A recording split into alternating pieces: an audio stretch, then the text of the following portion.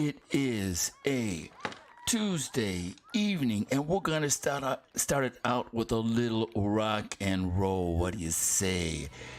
This is a video I did for a mural that was rejected. I wanted to say something about the politics, what's happening today, something about a fight against anti-Semitism, a fight for women's rights and immigration, the topic of immigration. So I came up with something, and it was rejected. Let's give it a look right here. Here we go.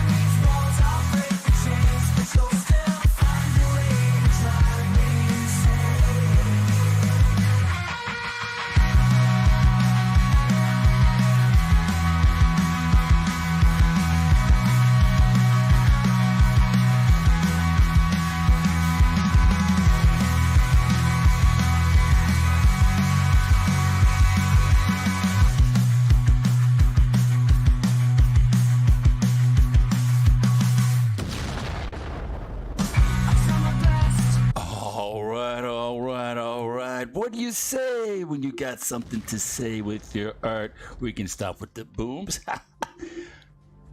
What do you say? Do you put an Israeli flag next to a Palestinian flag next to a pride flag? Right? My point is, it's a complex issue. Especially the Israeli, Hamas, Palestine. Now, they found tunnels under Rafah into Egypt. What's going on, man? So let's check out the Israel guys. I love these guys, and let's see what they got to say. All right. Really didn't care. Also, Israel has a phenomenal track record here. Egypt. Recordings just got better. Of course. Hey, it's Dana from StreamYard. I'm so excited to announce that Sorry local about that recordings are now commercial. We'll available get rid of on that in a sec. StreamYard. All right. So Egypt. where were we? We were right here. Within the first week or didn't care. Sorry. Also, Israel has a phenomenal track record here that they can operate in very, very dense urban environments with a very low civilian casualty count. Despite the world throwing everything that can at Israel, genocidal accusation wise, the alleged death toll in Israel, in Gaza right now, is 34,000 since the beginning of the war. That's the alleged death toll, according to Hamas, which has every incentive to inflate this. According to the UN, they only have records quasi provided by Hamas, for about 24,000 people dead. When you take into account normal death, so this is all death toll in Gaza, right? So if you take into account the normal death records, and also the fact that this is probably inflated by Hamas, we're looking at probably close to 20,000, 15,000 or so Gazans killed, about 20,000 probably Gazans killed total since the beginning of the war. In the war, Israel has killed 15,000 Hamas terrorists so far. So if these numbers are correct, which we don't really know the scope of these numbers at all, but if they are correct and our assumptions are correct, that means Israel's killed about 3 terrorists for every 1 civilian, which is unheard of in war, especially urban environment war. This is unheard of. And this is largely thanks to Israel's extensive urban combat training that their soldiers have had to go through and their experience in big cities inside of Judea and Samaria, like Jenin and Shechem, Nablus, but also to Israel's very, very advanced technology. They've been working on with the drones and all kinds of stuff to advance urban combat to avoid civilian casualties.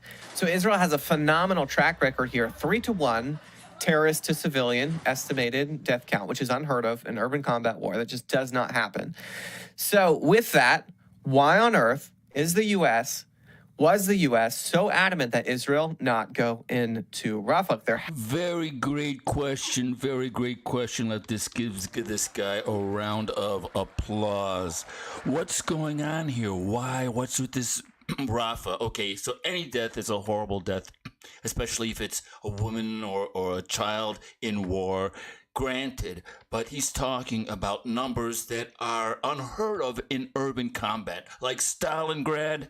Stalingrad, millions and millions of civilians died in the hellhole that was Stalingrad, that was bombed to oblivion.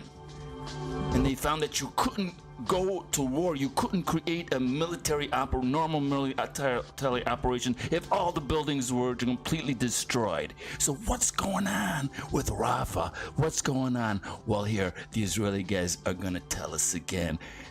Well, actually, we're going to go right here.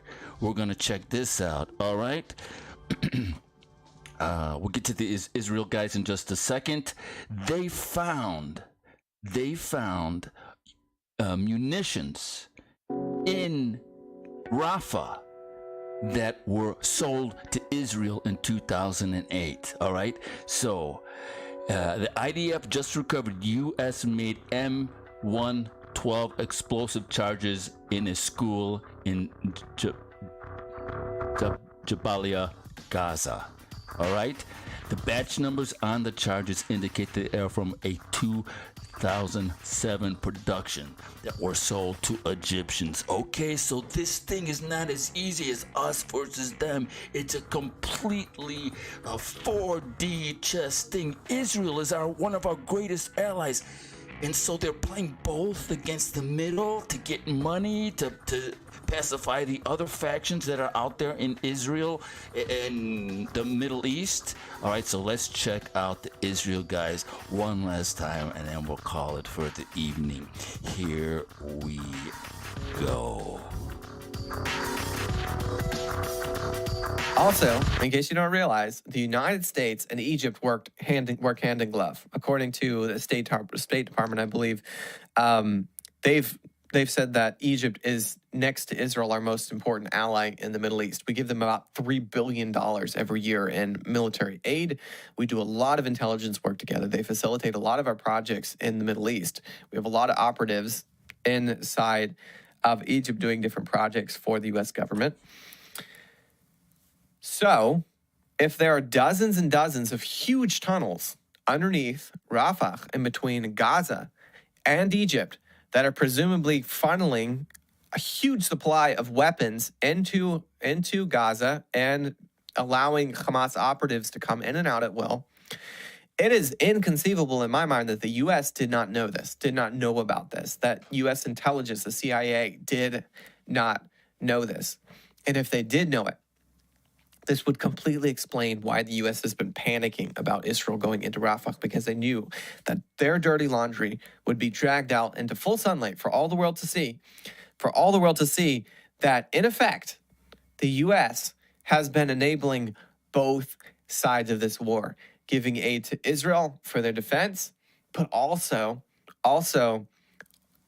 keeping Egypt's back, guarding Egypt's back as they fund Hamas and facilitate Hamas and keep the war going for them as well. For some reason, the Biden administration does not want the destruction of Hamas. They want them to continue inside of Gaza. They're allowing that through Egypt, and they're pressuring through Egypt Israel to keep them from finishing Hamas off once and for all. But it's not working. All Israel right, can you see that? Can you see what this gentleman is saying? All right. So it's not just, free Palestine, free Palestine. Palestine is, what he's saying, is caught in a middle between America, Egypt, Israel, and so all the players on the top, right? They're making money.